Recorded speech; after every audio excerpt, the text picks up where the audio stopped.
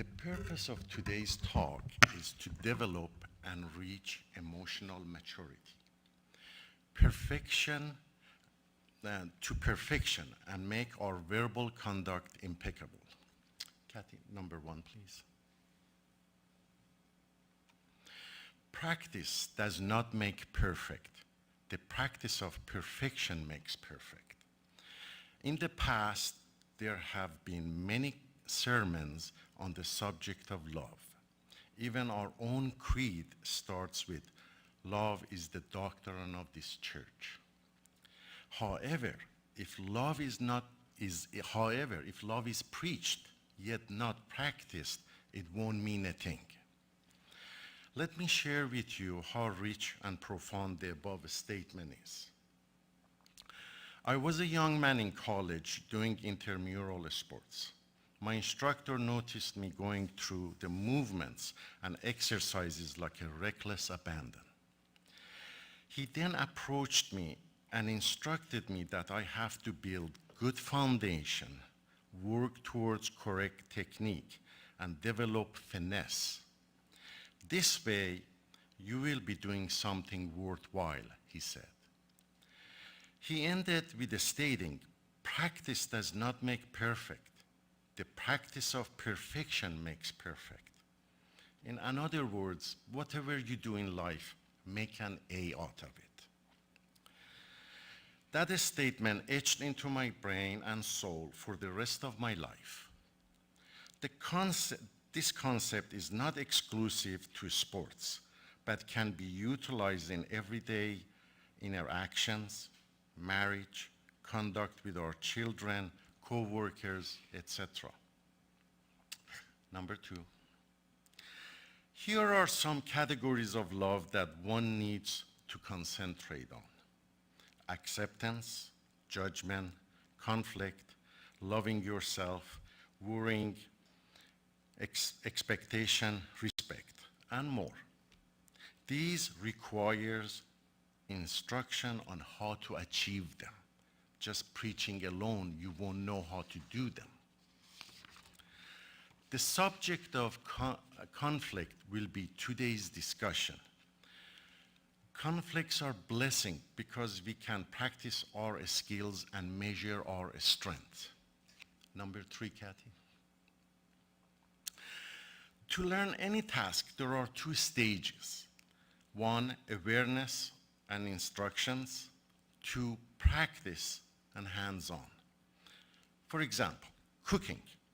You have to read the recipe, then practice mixing and cooking. Driving. Learn the inner working of the car pedals, switches, shifter, traffic signs, then practice the actual driving behind the wheel. Music, understanding the notes, beat, rhythm, timing, then practice it with the instrument. So everything you need to have the awareness and instruction, then practicing it. So as love. Number 4. Okay, now we are going to learn the systematic method of approaching any conflict using the concept of love. Usually in a conflict, each side thinks they are right. And if they don't get their way, then they feel as they have been treated unjustly. And sometimes the conflict can escalate to obscenity and violence. Here's how you approach any disagreement, conflict, or misunderstanding. You have a checklist handy. There's your checklist. Okay? So when you point that finger at your accuser, 3 of them are pointing back at you. That means you got to be 3 times as clean as the other person before you're accusing anyone. So number 5. So when you get into a conflict, number 1, that's this finger. Of course, you don't want to point it at them, but that's your checklist, handy. Number 1. In detail, exactly identify, describe to yourself what was the problem and the reason that caused your agitation. You see, in the back of your head, you have some fuzzy understanding of what has happened, and you want to quickly throw it out there. But if you verbally repeat it to yourself, this ensures to be honest with yourself because no one can lie to themselves. Then this way, you pick your words carefully, okay? So, number one, tell yourself what was the problem. Number two, next, this finger. Communicate clearly with the other party if they are aware of the problem from your perspective and how it made you feel, okay? From your perspective, so they know it's coming from your understanding, okay? So, number 7, majority of conflicts are byproducts of misunderstanding. Our tone of voice is the leading culprit. How we use our tone of voice can diffuse or escalate a conflict. We need to learn to build an awareness of our tone of voice, okay? So you have to be honest with yourself whenever you talk to people, realizing, is your tone of voice very accusatory and angry, or is it calm? So be aware of that. A good tone of voice will get you what you want majority of time. A bad tone of voice will get you a Sicilian treatment. There are various levels of Sicilian treatment, but the lowest one is, if you go to a pizza place or wherever and with a bad tone of voice demanding that they fix your pizza or sandwich or whatever, and once you see them smiling at you and nodding your face, of course, that's when you need to get all over it, cover it with mozzarella and basil, decorate it nice and bring it back to you. That's the human nature. So remember the Sicilian treatment. Okay, now, often at this stage, 1 and 2, misunderstanding gets resolved and both parties agree to a resolution and it ends in a peaceful manner, okay? Number 8. Politeness won't cost you a dime, but it will buy you many open doors. Let's quickly go through a problem. Let's say you're in a restaurant. Your order was not done right, okay? Tell yourself, they brought me the wrong dish or made an error on my order. Short and sweet, nothing. So you ask the waitress to come in. You communicate. I was wondering, if I ask you to hold the onion, do you recall if I mentioned that, or possibly I might have missed mentioning it? By giving them the benefit of the doubt, that drops their guard and they won't be so uptight, okay? Just give them the benefit of the doubt. 2 possibilities.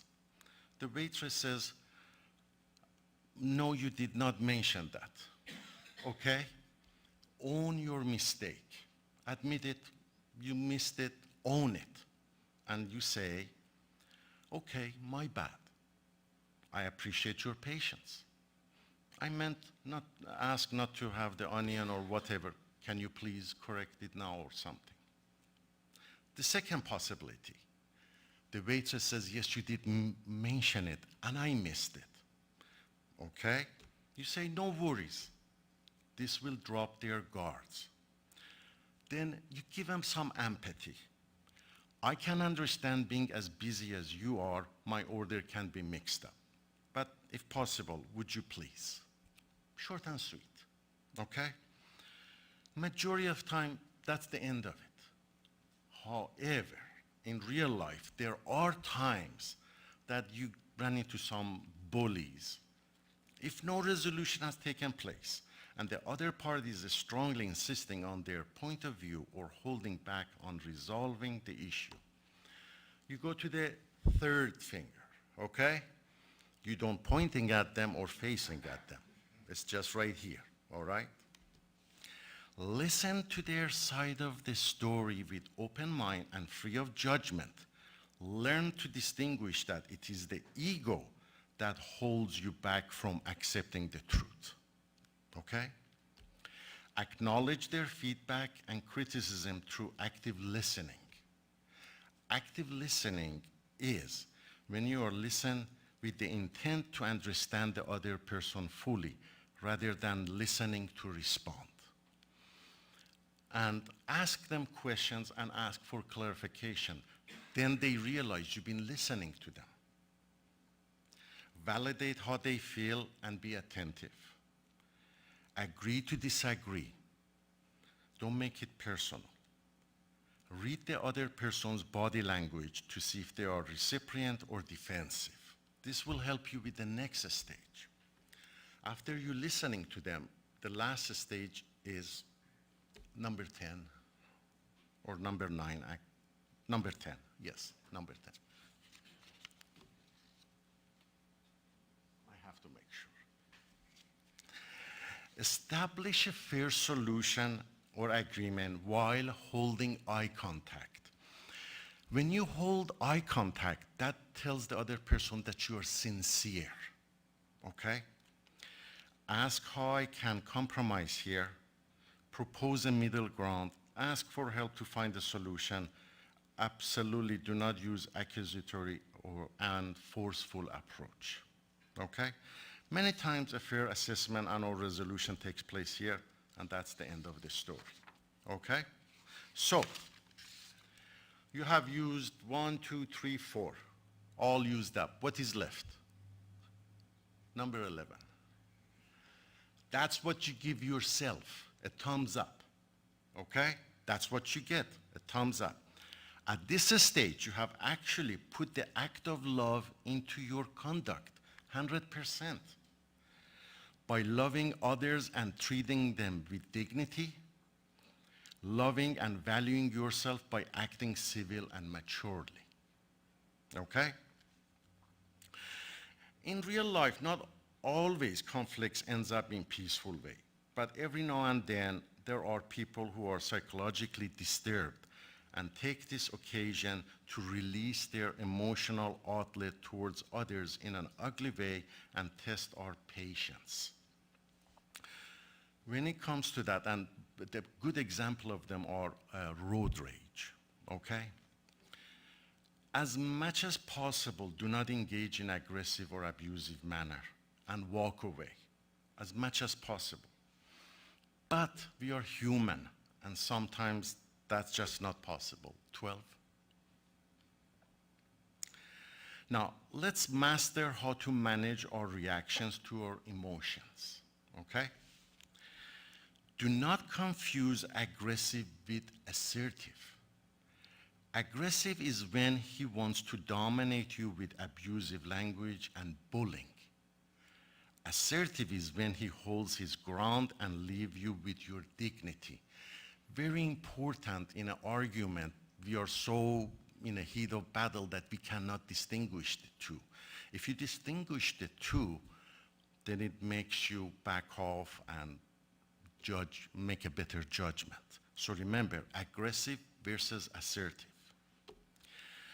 Next, we have to learn the difference between someone disrespecting us versus we are feeling disrespected. Unless you know your triggers, you will see everything as a personal attack. Therefore, learn what are the words or behavior that can turn you off and send you into frenzy. Many of us had childhood traumas, bad marriages, many bad experiences at work, and it has caused us sensitive spots.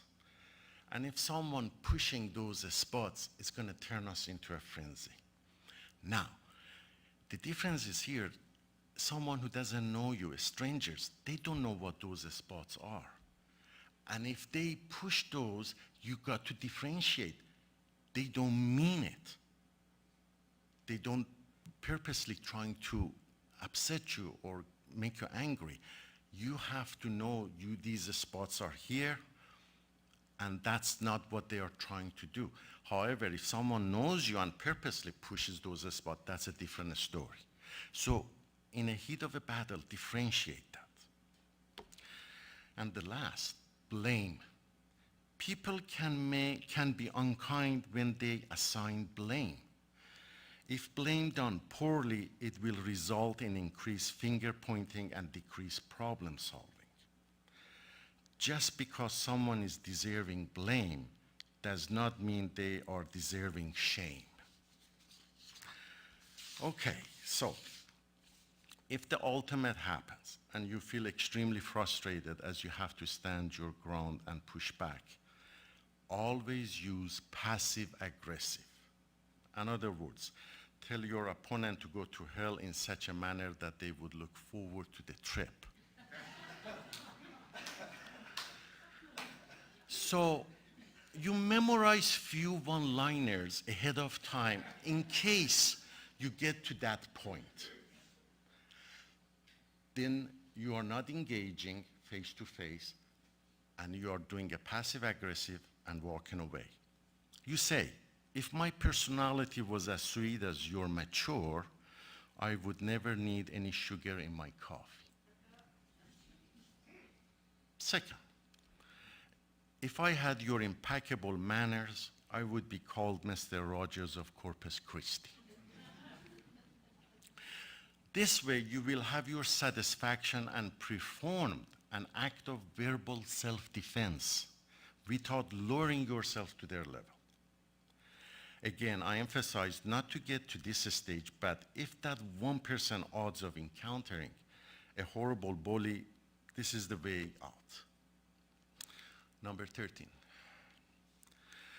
Once the conflict is over, make a self-reflection. Think what this conflict is trying to teach me. What is it that I'm learning from this? That would be a little bit down the road, but always reflect how differently you would approach it next time, and that would prepare you for future conflicts. Number 14. Your strategy is as good as your ability to apply it. You can achieve anything when you realize that in life, everything is a skill. Patience, compassion, discipline, etc. are all skills and built through repetition. Number 15. Mental rehearsal is practiced and achieved by means of role play. It is essential to have practiced your strategies under a controlled setting before you can truly feel confident to apply it in everyday life. Gather with few friends and prepare pre-written tactics for various scenarios of conflict. Have one person be the adversary and engage in conflict of some sort. Try your strategies and put into practice what we just have learned. Your checklist, very handy. And to condition yourself when the real conflict occurs. Very important. All we said is awareness first and hands-on practice second. You do have to role play the process of conflicts that I just put you through. And have one person be the real jerk, really terrible. And when you go through it, when the real conflict happens, you have a preconceived idea how to approach it, and you don't let your anger overtake you. Okay? So, number 16, your greatest will be how you handle people who mishandled you. I have prepared, and I'm sure you received this little note within the pamphlet. Did you all receive that? Put this in your bathroom mirror for a whole month. And every morning, look at it, repeat it to yourself, so it will be etched into your subconscious. And this way, when you run into a conflict, you already have a pre-understanding of how to approach a conflict. Okay? I hope today's time was worthy of your, or today's sermon was worthy of your time. Thank you very much.